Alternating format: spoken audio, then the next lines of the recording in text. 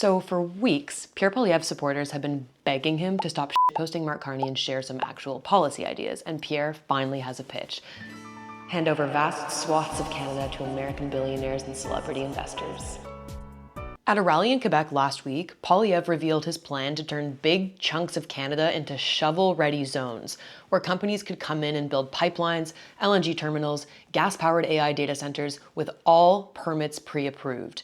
The announcement came just one day after North American gas company TC Energy published an open letter to Canada's political leaders insisting they declare a Canadian energy crisis so the government could use its emergency powers to rapidly expand the fossil fuel sector.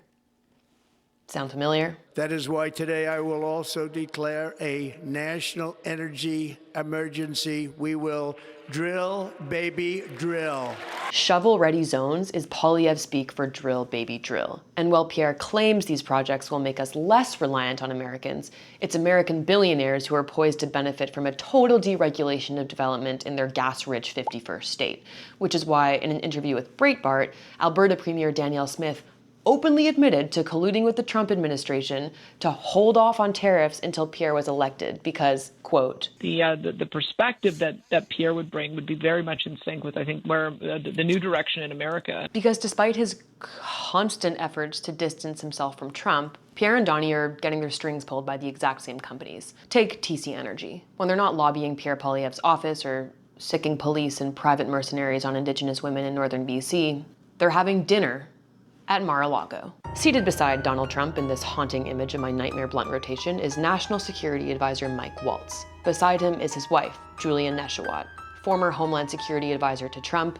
ex-military intelligence officer after 9/11, and current vice president of TC Energy. When Donald Trump was reelected back in November, TC Energy was jubilant and immediately launched talks with Danielle Smith about how to expand access to US markets for Alberta gas. TC Energy recently spun off their oil pipeline business and is going all in on fracked gas. Liquefying that gas and shipping it all around the world is plan A, but once LNG markets go down the shitter, plan B is to use that gas to power huge AI data centers full of NVIDIA chips to outmuscle China in a computational arms race. More than 200 data centers are proposed or under construction within 50 miles of TC Energy gas pipelines. Pierre's shovel-ready zones are great news for Donald Trump and TC Energy, and they would enrich people like Kevin O'Leary, the key investor behind Alberta's Wonder Valley, which would be the largest AI data center in the world, entirely powered by 200 trillion cubic feet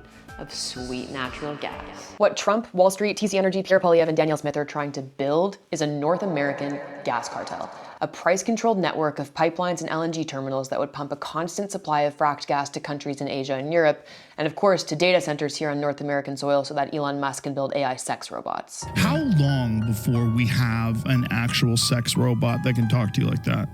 Probably not long. Not that long, right? No, I mean, less than 5 years probably. So what a shock that the richest private equity billionaire in the world, Stephen Schwarzman, who, surprise, surprise, is a Republican megadonor and a longtime Trump advisor, is investing in LNG terminals on the west coast of Canada. Here in BC, we're strategically located to feed gas to Asia, which is why Schwarzman's private equity firm Blackstone is investing in the Prince Rupert gas transmission pipeline and its sister LNG terminal Xylisms. If Pierre Poilievre is elected, he's going to fast-track every proposed pipeline in Canada. He won't care if it's backed by mega billionaires. He won't care if most of that gas will flow to the States to power ChatGPT and line the pockets of Sam Altman's Patagonia jacket.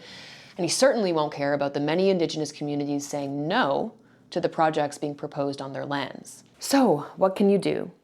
Vote in the upcoming federal election, obviously, and use this tool to send a letter to BC's Environment Minister Tamara Davidson telling her to stop the PRGT pipeline, because blocking a mega-backed pipeline is a pretty good way to stand up to Donald Trump and his billionaire allies.